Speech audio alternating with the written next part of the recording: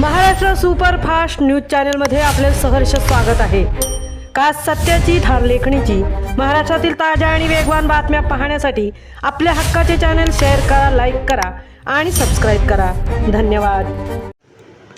वन्यजीवांच्या हल्ल्यांना आळा घालण्यासाठी राज्य सरकार सज्ज, 260 कोटींच्या प्रकल्पाला हिरवा कंदील। AI अलर्ट यंत्रणा, रेस्क्यू सेंटर आणि नियंत्रण कक्षांना मंजुरी।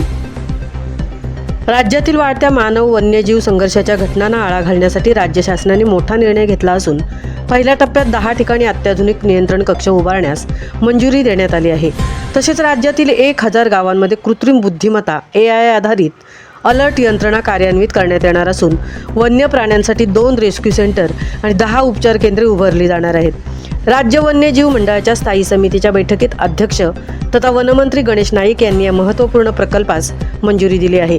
सुमारे 260 कोटी रुपयांच्या या प्रकल्पाद्वारे मानवांवरील वन्यजीवांचे हल्ले रोखणे, शेतकऱ्यांच्या पिकांचे संरक्षण करणे आणि वनविभागाची प्रतिसाद क्षमता वाढवणे हे उद्दिष्ट ठेवण्यात आले आहे। या उपाययोजना तातडीने राबवण्याचे निर्देशही मंत्री नाईक यांनी अधिकाऱ्यांना दिले। वन्य प्राण्यांच्या सुटकेसाठी राज्यभरात 20 ठिकाणी रॅपिड रेस्क्यू टीमची स्थापना करण्यात येणार आहे। तसेच वनक्षेत्रालगतच्या गावांमध्ये वनविभागाला मदत करण्यासाठी 2000 प्राथमिक प्रतिसाद दल प्रायमरी रिस्पॉन्स टीम तयार करण्यात येणार आहेत।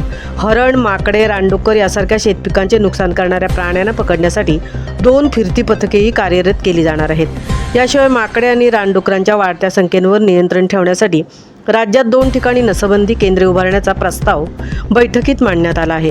या सर्व उपाययोजनांमुळे मानव वन्यजीव संघर्ष कमी होण्यास मदत होणार असून शेतकऱ्यांच्या पिकांचे मोठ्या प्रमाणात संरक्षण होणार असल्याचा विश्वास व्यक्त करण्यात आला। बैठकीला आमदार समीर मेघे, प्रधान मुख्य वनसंरक्षक वनबल प्रमुख श्रीनिवासराव, प्रधान मुख्य वनरक्षक वनसंरक्षक वन्यजीव M श्रीनिवास रेड्डी यांच्यासह समितीचे सदस्य उपस्थित होते। महाराष्ट्र सुपरफास्टसाठी मितेश नवले, तृप्ती भोईर, मुंबई।